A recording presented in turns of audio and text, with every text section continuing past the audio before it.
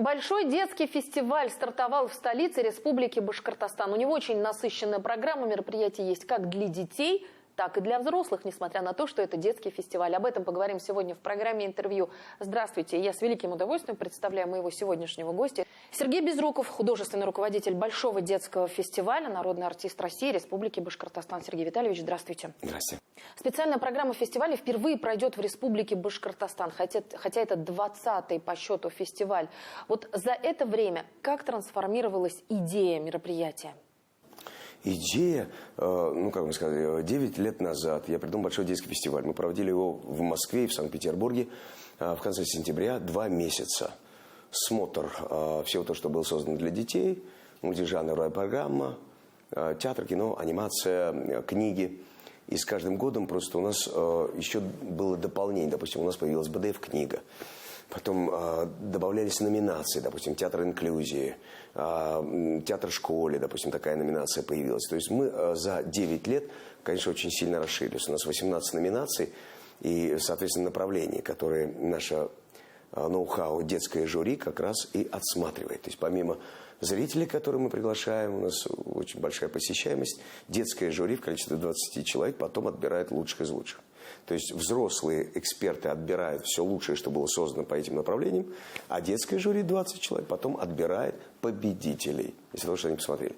А дальше в течение последующего года до следующего БДФ мы едем в регионы. Это называется уже эхо Большого детского фестиваля. То есть на самом деле Большой детский фестиваль такой большой масштабный корабль. А с этого года он еще становится международным, потому что правительство выделило деньги на международную программу эхо Большого детского фестиваля. И наша команда уже сплавала на Шпицберген, поддержала там наших шахтеров. Следующая у нас поездка, получается, здесь Башкортостан, дальше Абхазия. То есть мы теперь уже помимо еще и регионов российских, еще и захватываем наши ближние, а порой и дальние зарубежья. Вам удавалось прогнозировать победителей, которых выбрали бы детское жюри? Безусловно. Из этой программы есть наши собственные фавориты, но мы не мешаем детям выбирать самим. Идет обсуждение, довольно-таки яркое, очень эмоциональное. Но они убедительно доказывают свою правоту, свое несогласие, допустим. И потом коллегиально, путем голосования, как это принято в демократическом обществе, они выбирают победителя. С чем-то, может быть, мы не совсем согласны, но вот в большинстве случаев наши вкусы совпадают, и это радует. Это, конечно, Большой детский фестиваль, но в его программе есть мероприятия для детей и для взрослых. Это что касается эхо Большого детского фестиваля, потому что эхо, оно отличается от Большого детского фестиваля, потому что на Большом детском фестивале есть только программа образовательная для детей, для детских студий, представителей детских студий.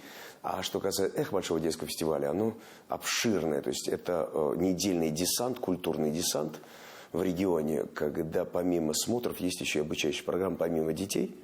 В этот раз здесь, в Башкортостане, это 200 человек, это дополнительные педагоги, 8 педагогов, которые приехали сюда, в Башкортостан, для того, чтобы обучать 200 ребят.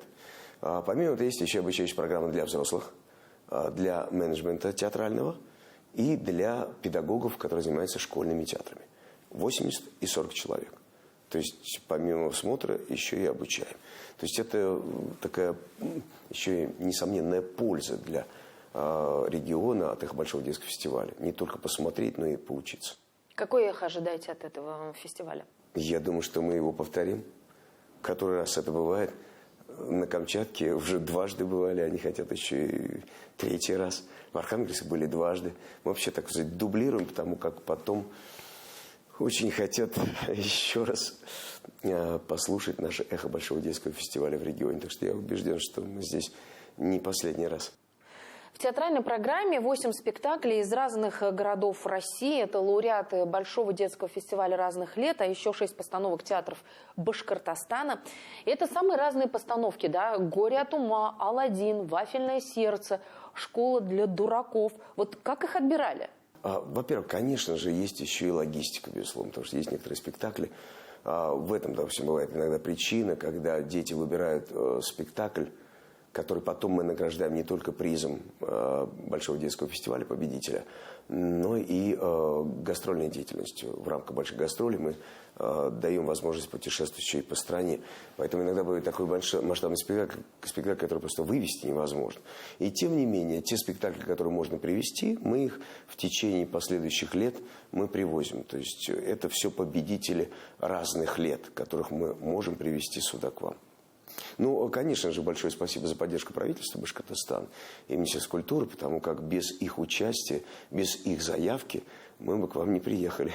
Всегда нужна заявка от региона. И, естественно, участие местных властей и их желание проведения их Большого детского фестиваля. Сегодня на пресс-конференции вы говорили о том, что взрослые еще могут как-то скрыть свое мнение, да? А вот детей ничем не подкупишь, если только сердцем, да, вот как-то. Конечно. А конечно. вот вы сейчас и в то же время вы всегда начинаете фестиваль с «Маленького принца», но это такой вот, ну, как моноспектакль. Ну, поскольку я здесь не только моно, но еще и с большим оркестром, поэтому здесь большая команда работает, потому как музыка и та самая музыка сердца, а здесь получается произведение французских классиков, которые настолько органично переплетаются и дают атмосферу этому гениальному тексту Экзюпери, что это, знаете, как это не моноспектакль, это такая вот совместная работа, когда мы вместе, абсолютно таким вот большой командой. Здесь и оркестр принимает участие такое очень серьезное. Они задействованы в спектакле, поэтому это такой большой спектакль.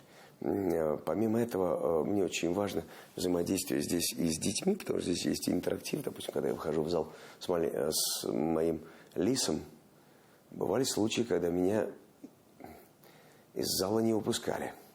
Приходилось просто оттуда так продираться, потому что дети вдруг настолько искренне верили, что на руке у меня тот самый лис настоящий, который с ними играет, и им очень хотелось забрать этого друга себе. И такое бывало за такое количество лет проведения этого спектакля. Вот. Так что «Маленький принц», в котором заложены те самые смыслы, которые мы по-разному воспринимаем в зависимости от того, сколько нам лет. Но во взрослом возрасте мы, может быть, более острее воспринимаем фразу «мы в ответе за тех, кого приручили».